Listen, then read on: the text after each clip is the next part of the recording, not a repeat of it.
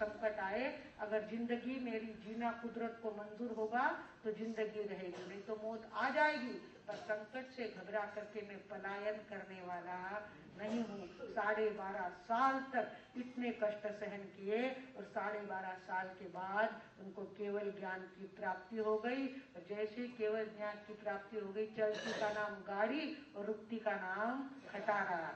जब चलती गाड़ी हो गई भगवान की, रुकती का नाम खटारा, जब रुकी हुई गाड़ी थी तो सारे कहाँ भाग गए थे पता नहीं। कोई ना देवी ना देवता ना परिवार के लोग, कोई नहीं थे। अकेला जीव सदाशिव न जंगलों में भटकता रहा। और केवल ज्ञान होने के बाद देवताओं ने केवल महोत्सव मनाया।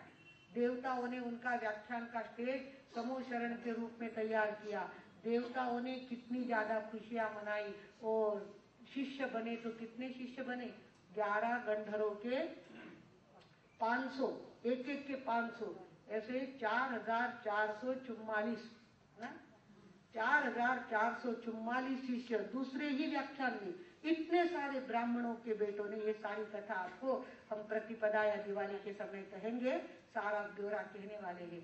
एकदम से अंतराय टूटी, एक शिष्य मिलना कितना कठिन होता है, तो 4400 एक साथ शिष्य मिल जाना, ये भगवान के ही बदलते हुए चंद्रमा की कथा है। भगवानों को भी कर्मों ने नहीं छोड़ा, तो आप और हम तो किस खेत की मूली है। याद रखना, किसी के नसीब में कब क्या परिवर्तन आएगा कोई कह नहीं सकता। आज सही सलामत बैठे हैं, इतना हम जानते हैं, बाकी कल क्या होगा इसकी कोई गारंटी किसी को दे नहीं सकते। इसलिए कवि ने कहा है गदी मार्गुल करने, दैव जानिले कुणी हो, दैव जानिले कुणी, लवांकुशाचा हलवी पाळणा, लवांकुशाचा हलवी पाळणा, वनी वाल्मिकी मुनी हो, दैव जानिले कुणी हो, दैव जानिले कुणी। सीता माई इतनी कोमल लड़की, इतनी बड़े घर से आई हुई, जनक राजा की दुहिता बन करके आई हुई, दशरथ राजा की बहू बन के आई, जिसके लिए मखमल के गद्दे थे, पैरों में इतने सुंदर पायल थे, पैरों में हमेशा मेहंदी लगी रहती थी, और अचानक उसको जंगल में जाना पड़ा। और वहां गई तो गई, कहाँ वहां सोने का मृग दिखा उसको, और कहा उसके मन में क्या कहते हैं कि जब बात बदलनी होती, विनाश काले विपरीत बुद्धि, विनाश काले विपरीत बुद्धि, विनाश काल को आमंत्रण देना था तो बुद्धि में भी फर्क पड़ गया। और मृग कैसा दिखने लग गया?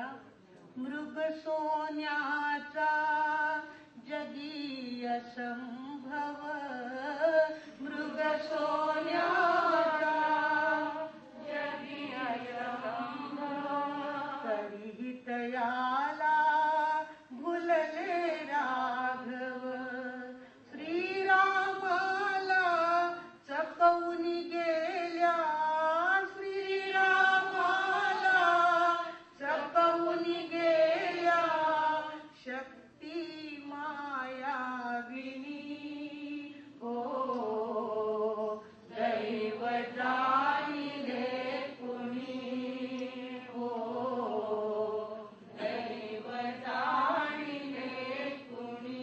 सीता माता का भी चंद्रमा बदला हुआ था, भले वनवास से आ गए थे, गर्भवती माता थी, और किसी धोबी ने कलंक ले लिया, और राम ने क्या कर दिया, उसको भी घर से बाहर वनवास में वापिस दोबारा अग्नि परीक्षा के लिए छोड़ दिया। तो कहते हैं आपद मस्तक विशुद्ध सीता, आपद मस्तक विशुद्ध सीता, पतिव्रतेची मूर्त देवता, श्रीरामाने तिला त्यागिली, श्रीरामाने तिला त्यागिली, तशात ती गर्भिणी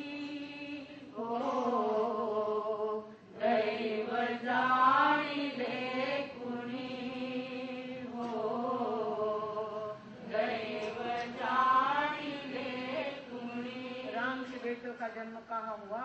जंगल में, आश्रम में, ऋषि के आश्रम में उनका जन्म हुआ, जहाँ सोने के कंदुक यानी सोने के गेंद उनके हाथ में होने चाहिए।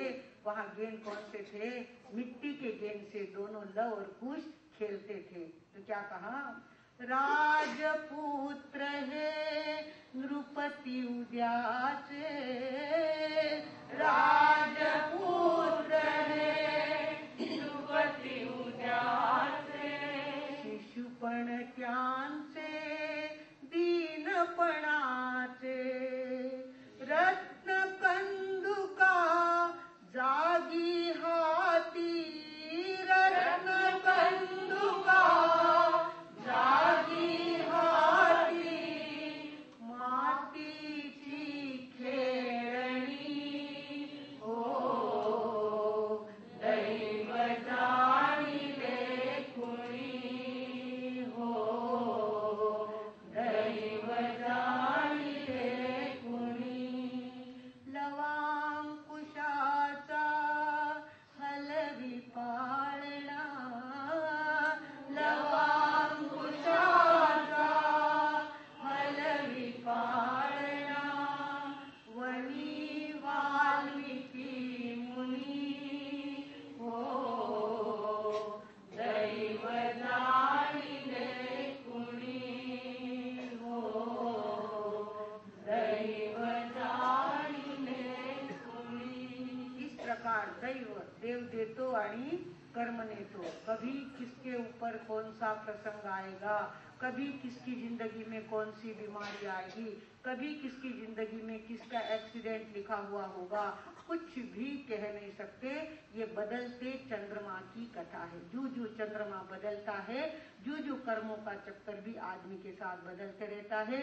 जो ऊपर थे वो नीचे आ गए, जो नीचे थे वे ऊपर चले गए, जो बीमार थे वो स्वस्थ हो गए, जो स्वस्थ थे वो बीमार हो गए। इस तरह से चंद्रमा का पहला संदेश हमें है, परिवर्तन के लिए तैयार रहो। बदलते सारा हमारा स्ट्रक्चर भी बदलता है, पूरा फर्नीचर देखते देखते सफेद बाल आने लगते हैं, देखते देखते